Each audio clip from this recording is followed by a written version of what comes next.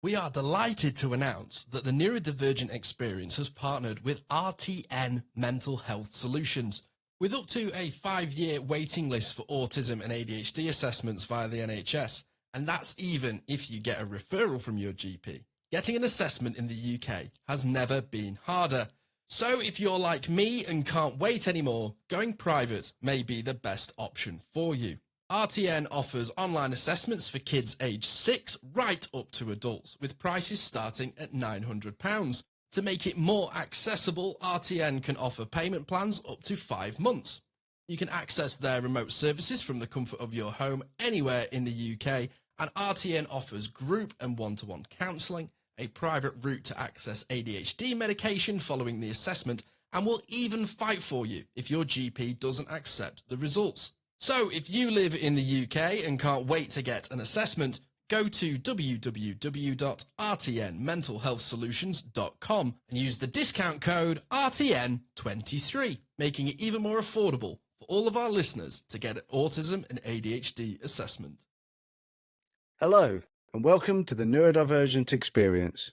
I'm Jordan James, also known as the Autistic Photographer, and I'm joined by my co-host and best friend, Simon Scott. And for this episode of the Neurodivergent Experience, we are talking about neurodivergent tax and impulse buying. Hello, my friend. Another week, another episode. How are you doing, Mr. Jordan James? I am really good, dude. I am loving the numbers that we're getting on this podcast. So I just want to say thank you. Thank you so much to everyone listening. I am absolutely overwhelmed because this is a big deal for us. Huge. Yeah, and it's working. It's actually working. People are actually listening, dude. Yeah, it's not just a few people are listening. Quite a lot of people are listening. We've had 1,500 downloads, and it wasn't that long ago where we were after that over a month, and we've had that in a week. So that's really exciting. And 15,000 overall. Yeah, I couldn't believe it. In over 50 countries, we've had people Really? We've had people from Argentina to Canada to Australia, New Zealand, Russia. We've got people all over the world listening to us. We've even had people in like Gambia and Zimbabwe, places like that. Yeah, it's a really exciting time. I can't stop looking at all of the things online, even though I'm obsessed with it already. Touching people all over the world. Yes, coming in your ears, touching you all over the world. God. Okay. So right. I'm just going to move on from that and just give a quick shout out to our YouTube channel. We've started with my very pretty face and Simon's moustached face. What's the moustache beef? You had it off air. Okay, Wario. There it is. It's the trauma from the Mario Kart. Oh, okay, right. Okay, but anyway, go on. You were saying. I'm the Mario Kart king, as we all know. I'm working on it. Yeah. So I've got a new little setup that I'm very, very proud of. I've got a little cove. Got a new little setup. So if you want to see my cool little setup, go to our YouTube channel and take a look. Just I've got my pictures, I've got my pop characters with my friendship groups, and I've got my Pooh Bear. Friend, and I'm there as well. So if you want to look at me, I'm also around. Oh yeah, there's some other dude who just keeps interrupting me while I'm doing my own podcast. Oh, so rude. He's so rude. Honestly, ladies and gentlemen, he's so rude. Having to deal with this man. You're just the tech guy. I don't know why you even bother talking. Honestly, that hurt me a little bit. That was just a little bit of RSD. just gets in just there. Ouch. You know I love you. Stinglies. Do you want to hear something really cool? Very cool. Go ahead. Okay, so I'm obviously very used to, let's say it like this, I'm so famous. I'm very used to getting some nice comments, lovely comments of people saying, oh, I love your photography or I love the podcast. But I have started getting comments saying, I love you guys. I love them. I love you guys. You guys are so great. And it's no longer, oh, it's me on my own. It's you guys. And I have to say, all joking aside, it is the best feeling ever to have a partner in crime, as it was, to have someone else that I can rely on. And oh my goodness me, I can rely on you, dude. I don't think I can rely on anyone else in the world to do this with more than you. So now we've officially hurt each other's feelings while at the same time stroking each other's egos. Yes, it's all very good. Yeah. Okay, so neurodivergent tax, also known to most people as ADHD tax, also known as impulse buying. Yes. Something I am very, very guilty of, and something that has been a delight and a burden on me and my finances. But yeah, it's still going. I don't think it's ever something that I will ever stop doing. And I think it's a common thing with everyone. It's not like, oh, it's just neurodivergent people. But the thing about neurodivergence, especially when it's ADHD, is we have that shiny thing. It's the magpie brain. It is the magpie brain, and it is definitely driven for that need for dopamine, that excitement of something new. For me, I think there's times where it can be really great because, especially like with a pair of Jordans, that I have a few of them. I have a few. Understand.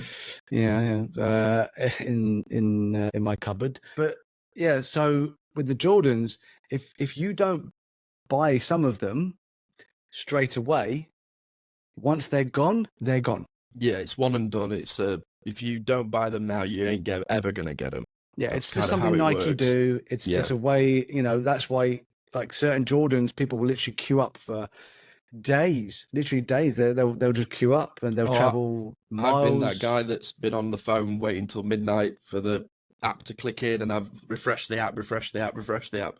Never ever bought the Jordans that I want on the sneakers apps. Never had what they call a hit in the culture. It's not happened for me, but I've been that guy as well. Yeah. So, okay, what is your impulse buy that has literally like almost changed your life? Oh gosh, what do you mean for positive or negative? Because when you were saying what's the biggest impulse buy, I once bought a £800 guitar on a whim. Okay, yeah. And when I was a student, I walked into a guitar shop and was like, I've always wanted this sort of electric guitar, and I got done by the salesman. And before you know it, I was walking out with a £200 hard case on my £800 guitar. Oh, yeah, and then.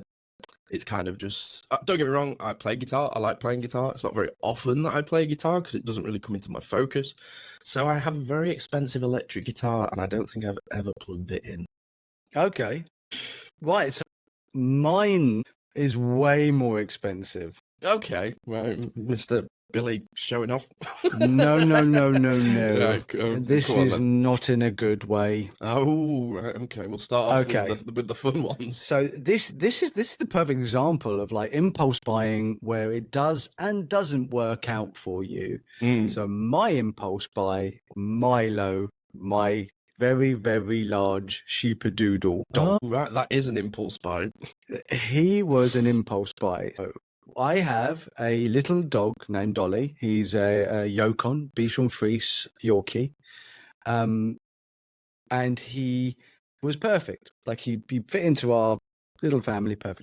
That wasn't an impulse buy. We thought that through very, very nicely, and we had Ollie. Then somebody at my work was like, "You like tigers, don't you?" And I was like, "Yeah, they're my favorite animal in the world." He went, "You can actually buy like a giant cat that's like a baby tiger, and it's called a Maine Coon." And I went, "What's happening?" And I looked and I went, "Oh, I want one of them. Oh, I want one of them." And then I went out and I bought a Maine Coon.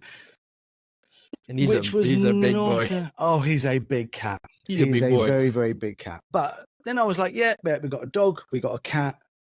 Everything's good. We got a bit of ADHD, a bit of autism. Everything's good. Then we went round to a friend's house and they had a large Labrador. And we were talking about dogs. And she went, "Well, Ollie's not like a real dog because he's so small." And I went, "What do you mean? Well, because he's not large, he's not a proper dog." And she went, "No, he's not really a proper dog." And I got annoyed, and then I couldn't stop thinking about that one fleeting comment because it was part of a larger conversation, but it sat in my brain and just sat there and sat there and sat there and sat there. And I went, I need a proper dog. I absolutely did not need a proper dog. I already had a proper dog, but it was in my head. I thought, oh no, I need a You've large tricked dog. yourself into doing it. So that's what I did. I started doing loads and loads of research and found that I liked Malamutes, which are like a larger version, thicker version of a husky. I liked Malamutes, and I'd organised that I was going to buy this year-old Malamute, and she was called Rain. And then it all sort of fell through at the last minute because I found out the Malamutes might eat my cat. Yeah, that is something I was about to mention. It might eat your cat. And I was like, I don't want my cat to be eaten by my new almost wolf. So I went and looked for the most beta dog that I just did all my research. So this is like autistic research with like ADHD impulse buying. It's like, oh, I really want that, but I'm going to make sure I get the right thing. It's like, it's a perfect combination, but it might end up in, a dog you don't need. And yeah, so I was like to Sylvia, who is my voice of reason, and she's like, we don't need another dog. Do not buy another dog. We don't need another dog. And I was like, okay, carried on researching, just not listening at all, just so hyper-focused on this new dog. And I found out that sheepadoodles are perfect because Old English sheepdogs are one of my, the Dulux dog, one of my favorite dogs ever. Beautiful dog. Yeah. And big poodles are polygenic because obviously, we've already got the cat and his hair is everywhere. It's I can see it. I can see it right now. If you're watching in 4K on YouTube, guys, you may see it too. It's everywhere. It's everywhere. It's everywhere. And this isn't a seat. This is just a pile of hair that I'm sitting on. It's just a pile of Zeus's hair. I forget he's called Zeus as well. It's such a good name for a big ass cat. Zeus. Well, here comes Zeus. He just walks through the door. Bom, bom, bom, bom, bom.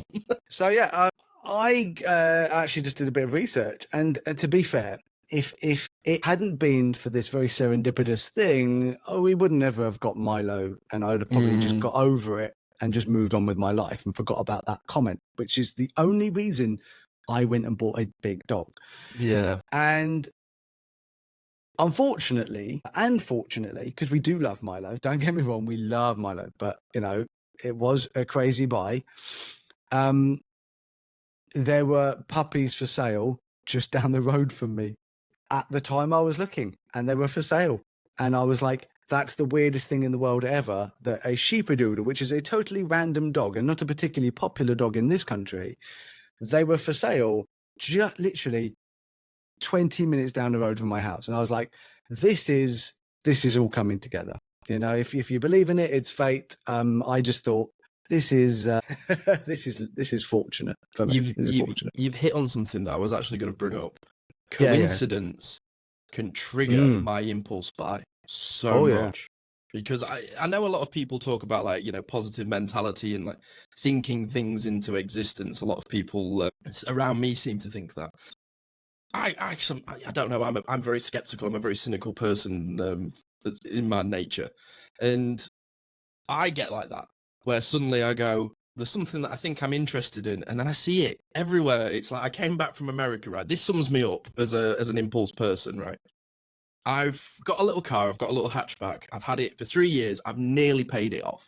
So soon it's going to be my car. It's kind of a big deal, owning your own car and paying it off. It's a satisfying thing. Yeah, I just paid off my car.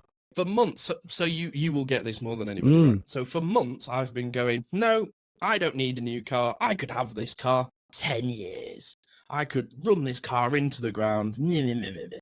I go to America. The day I come back from America, I'm looking if I can exchange my car for a pickup truck. No joke. Goodness. No joke. And I've really had to fight that urge so hard because I haven't got a big parking space in my apartment. I live in the center of a city. Also, you don't need one. I don't need one, but I want one. You don't live on a farm. I don't live on a farm. I'm not like a blue collar worker. I don't work with tools, but do I want one so badly? To be fair, I also want one. And now it's so hard, and I keep seeing them on the road, Jordan. There's one parked outside my house because they're doing a building next to the where I live. I'm like, it's a sign. I keep saying to Karis, it's a sign.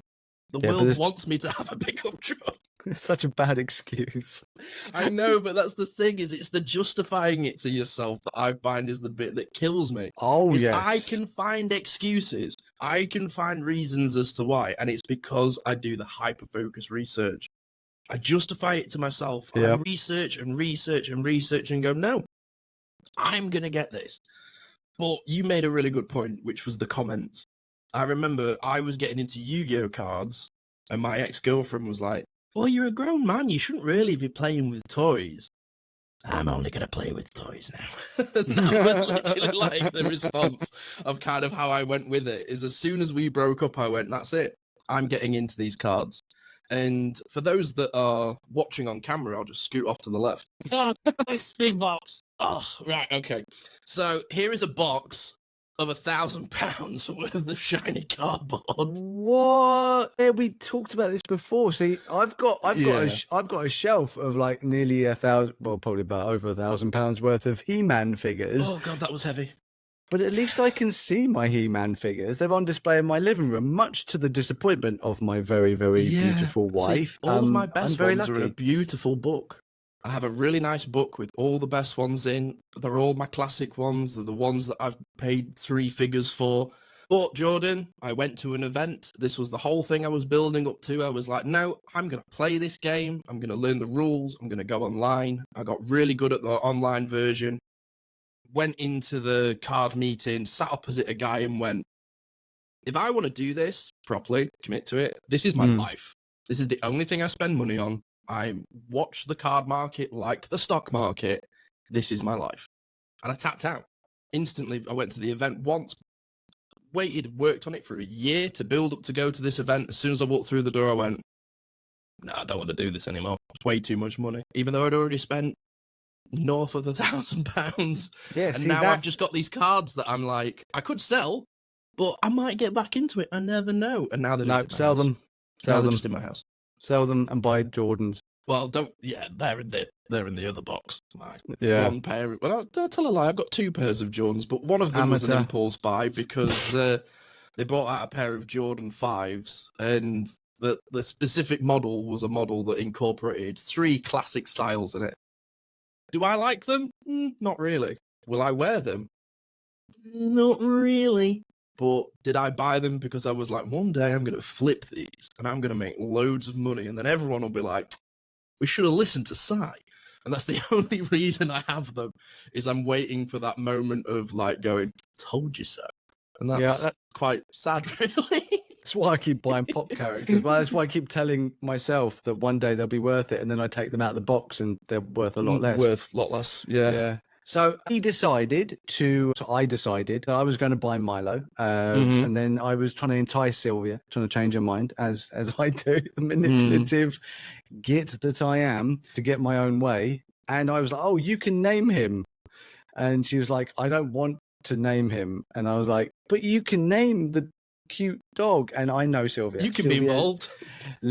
She loves animals. Yeah. She has the kindest heart for any other animal that isn't a spider or a human.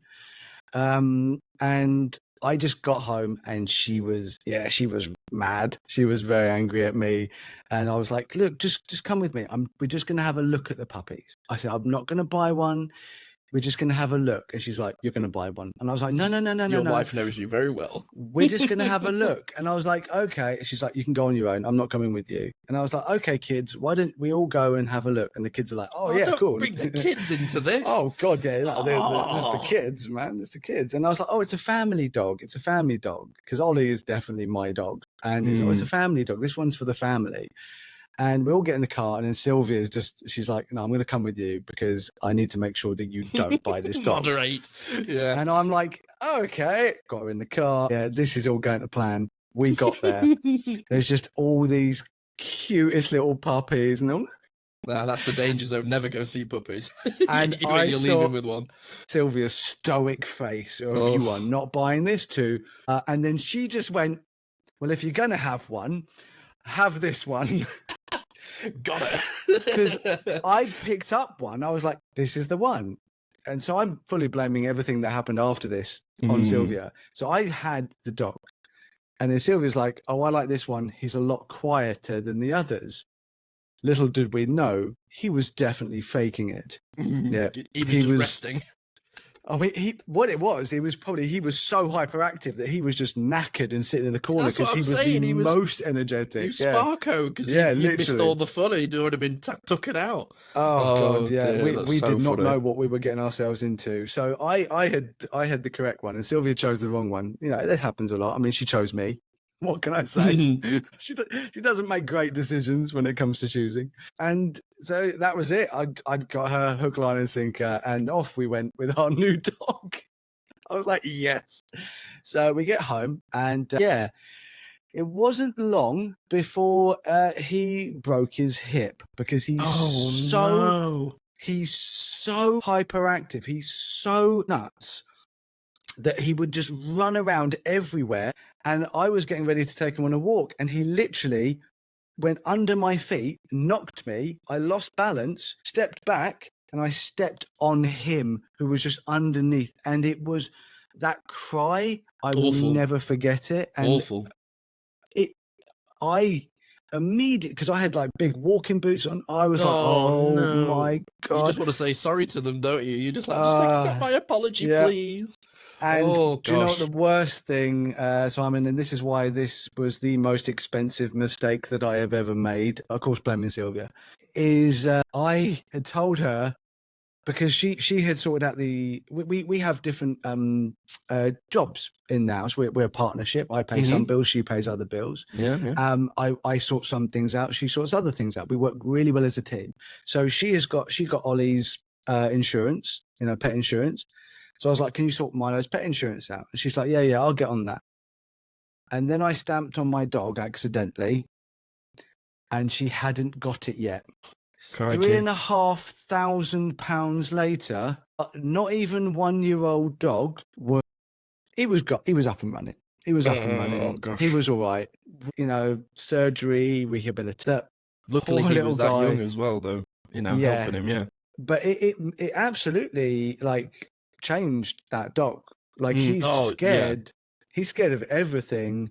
Because he also got attacked by a angry older Labrador because he was so hyperactive. He was just jumping all over this, and I'm trying to pull him back, and he's jumping all over this other dog.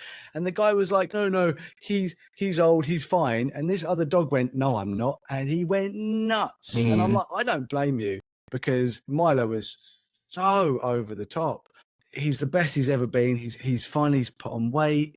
You know, obviously we take him out every day, and you know he's still got a bit of fear and stuff like that. He has like a harness with like a little sign on saying he's nervous, which is really cute. And everyone's really cool. But like if you follow me on Facebook, or if you don't, you should do. You'll see pictures of Milo. He's so adorable, and he's a cute boy. Expensive boy, but he's a cute boy. Yeah, but yeah, so he's affected our life. That impulse buy that was obviously Sylvia's fault has affected our life both positively and negatively, and it's the biggest thing that has ever done that in our life. So that's my experience. Yeah, that's a big purchase, a dog. Like it's a big commitment, you know. And you're buying a baby. Like for me, he's our baby. Very baby. And I've got 2 kids, but you know they're all right. But Milo and Ollie, they're dogs. The best. You know, dogs will love you conditionally, and kids not so much.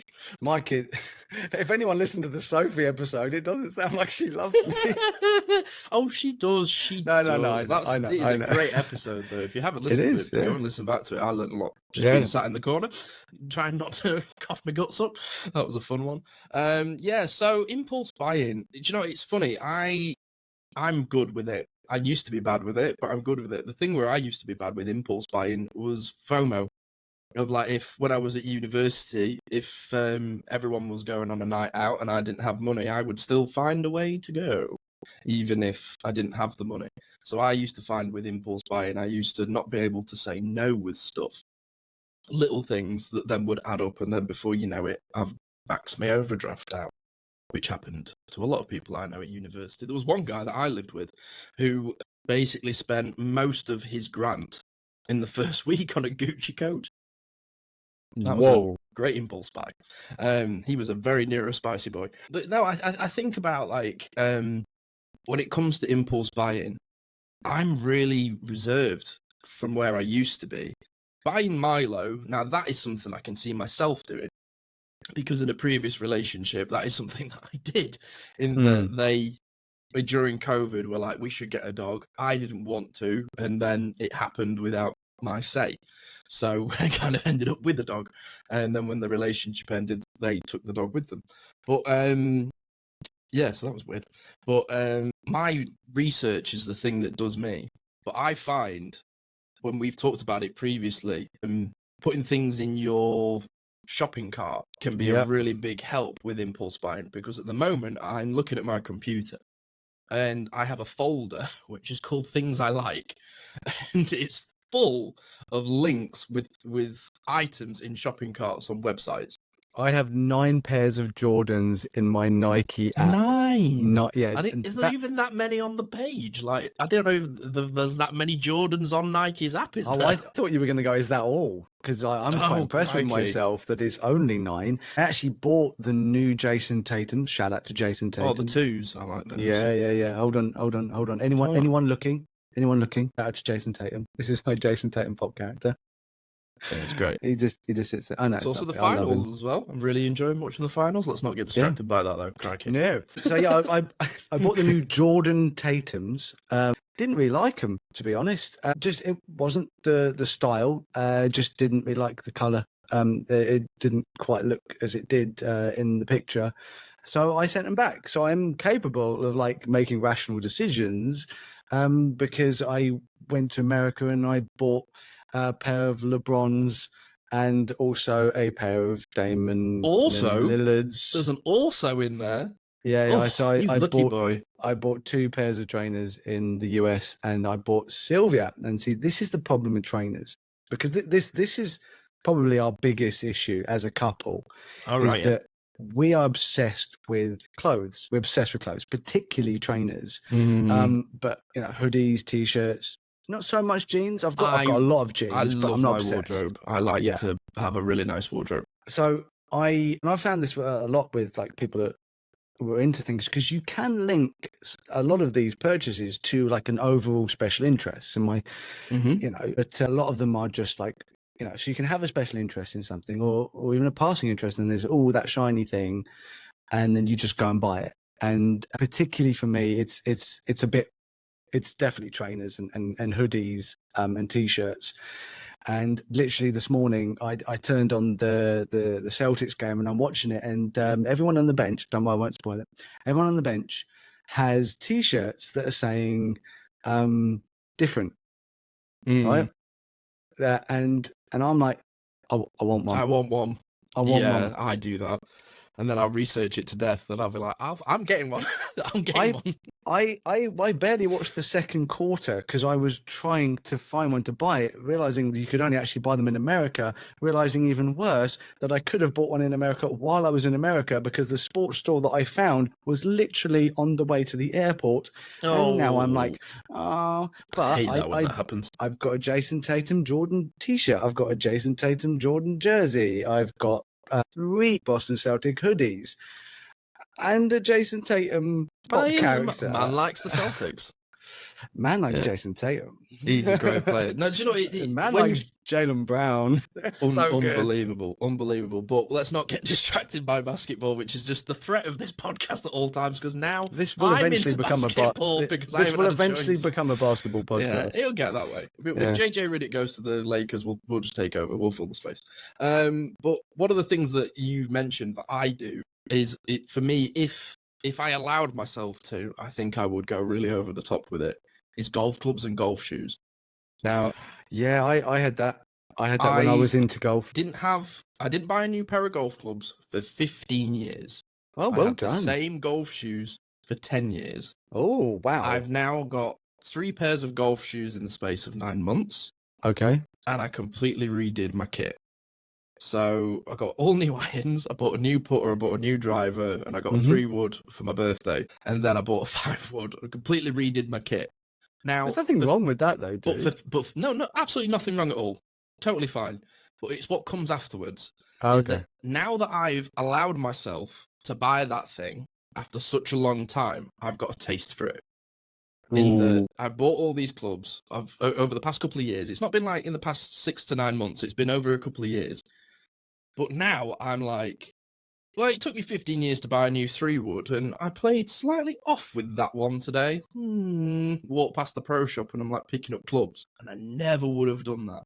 But now that I've fed the beast and allowed myself to get new things, I'm now finding it really hard to control that impulse.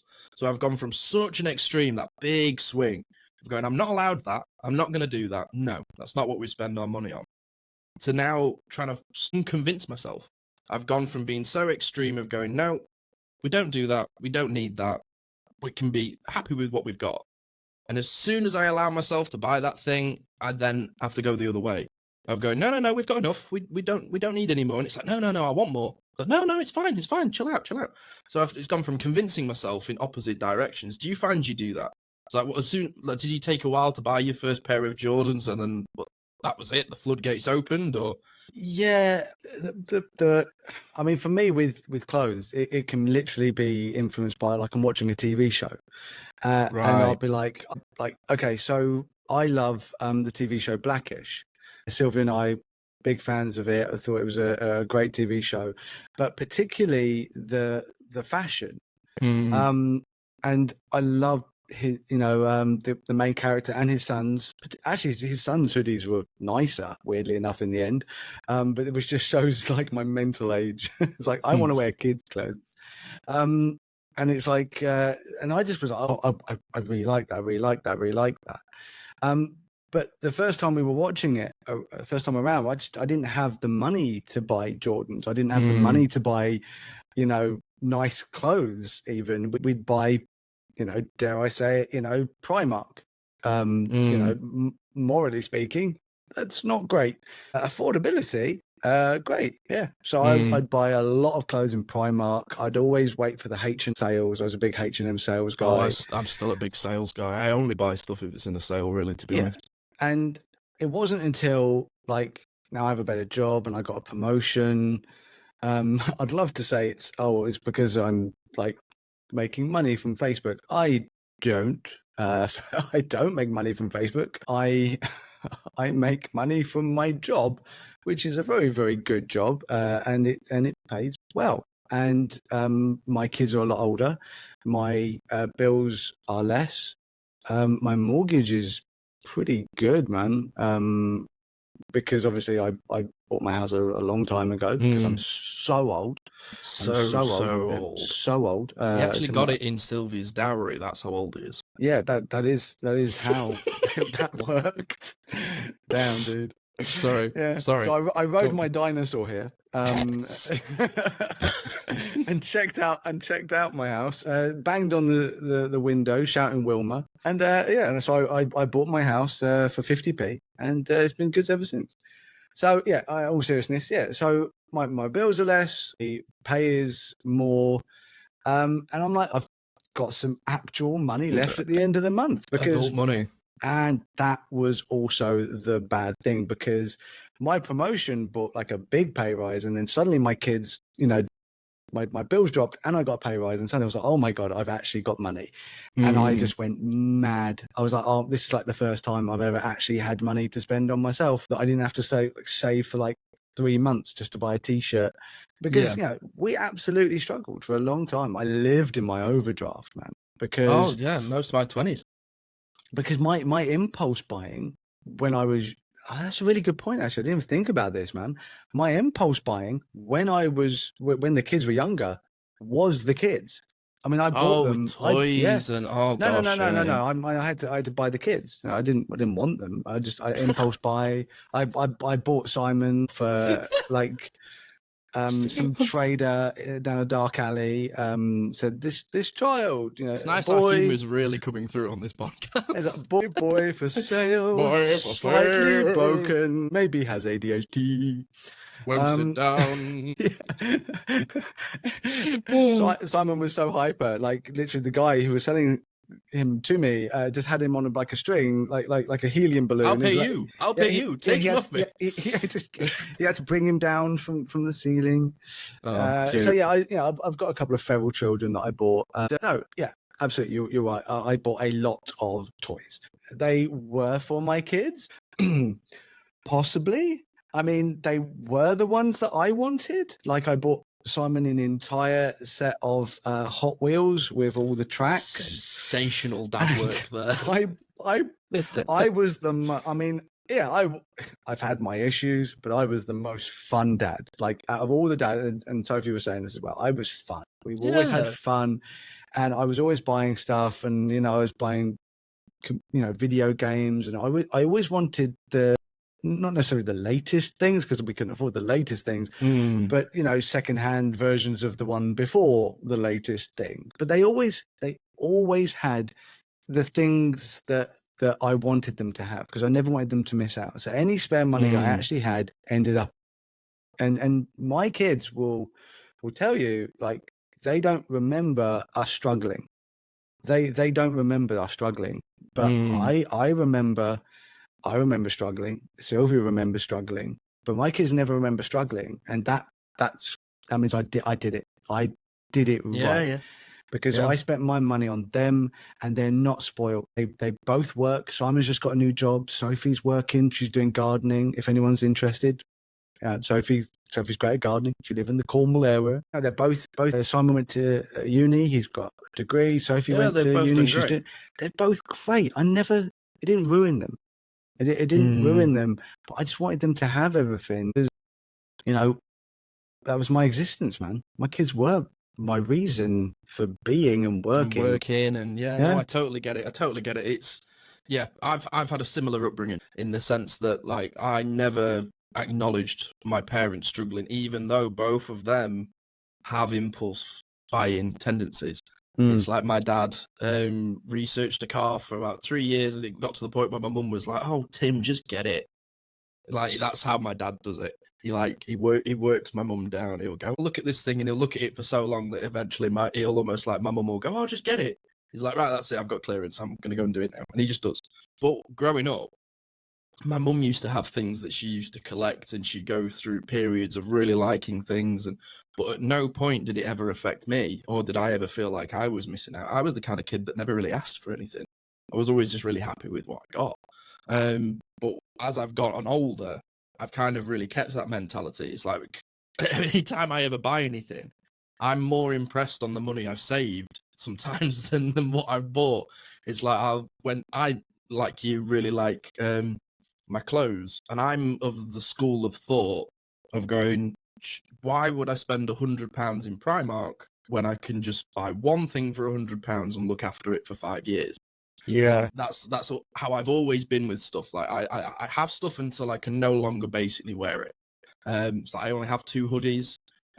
Jackets, I buy a lot of jackets. Sorry. For everyone listening, this will be the last episode of the Neurodivergent Experience, as I no longer can trust this man who only wears and owns 2 hoodies. Yeah, you've just lost half our audience, my friend. I have only dude, I'm thrifty. I have 2 pairs of hoodies. I only have about 8 pairs of shoes. I feel sad. Traumatized myself into not buying anything. You've traumatized me. I feel like I bought you the wrong thing for your birthday, and now I'm No, that's fine. No, I'll happily take. This is the thing: is I would buy myself a lot more things, but it's the anxiety of not having money, or not being able to pay my bills, or not being able to pay my rent. Even though I'm great with money, I really worked on it. I still have that anxiety of going, I can't just get something because I don't need it. That's the big conversation that I have in my head a lot of the time. Do I need this? Do I need this? That's what Vinted is for, because then you can get the hoodies you want.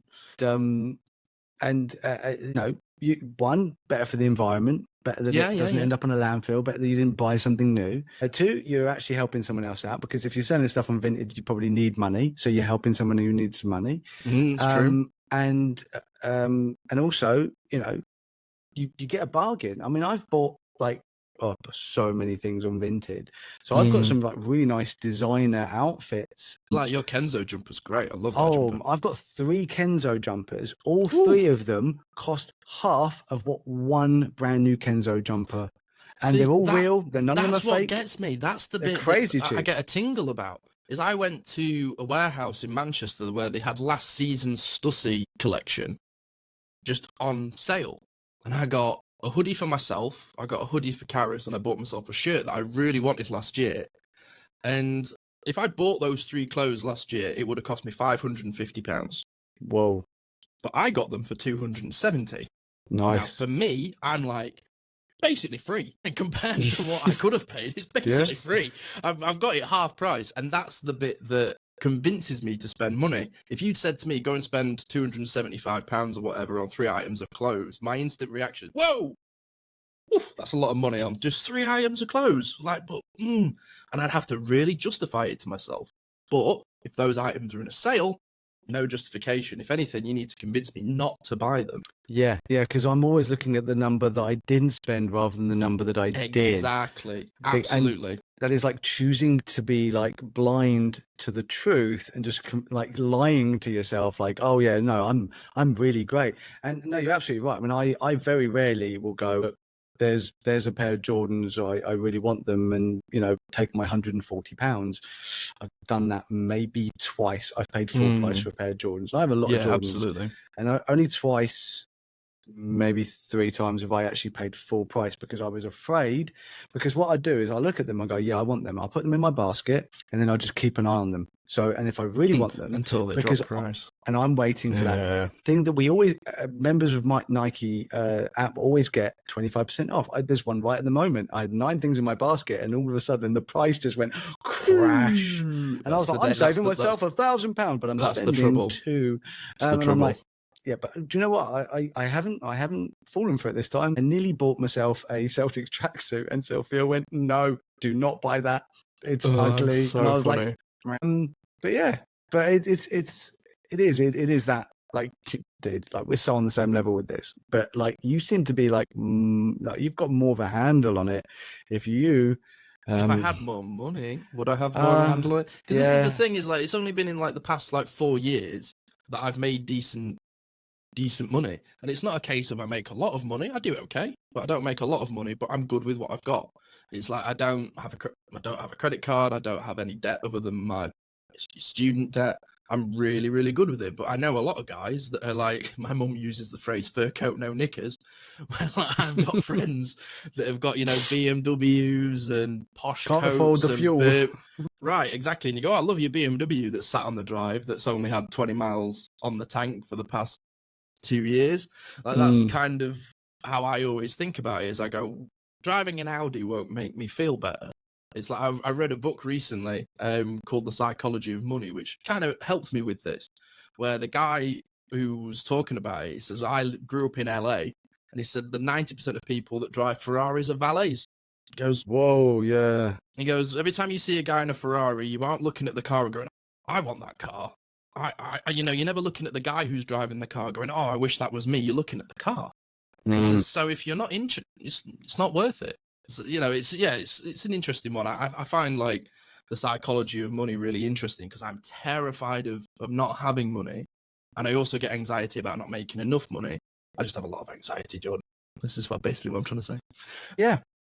So you've got some reviews, because just in case anybody doesn't know, you can leave reviews, which is super helpful. Also, we will read out some reviews, so you might get on the podcast. Right, so the first one was a wonderful comment left on a post of mine, which says, a huge thanks to Jordan James. Your podcast is so valuable in helping understand, empathize, and share neurodivergent life experience to bring about positive change in inclusion and acceptance. Lovely. That's so nice. Thank you so much. Well, I've got one here from Heather, which is on Spotify, which is, this podcast is fab. It is a pleasure to listen to Jordan and Simon as ever. Their interview with Steve Silberman was so engaging and thought-provoking. I'm now off to read the book.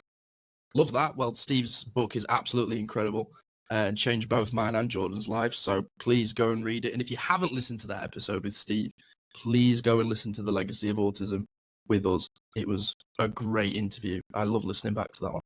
I thought she was talking about my book. I was like, well, I mean, buy my book, obviously. The Neurodivergent, the Autistic Experience. Here's another one from Alice Rose on Spotify, which says, "Thank you for seeing me and putting things into coherent words. Love listening to you guys."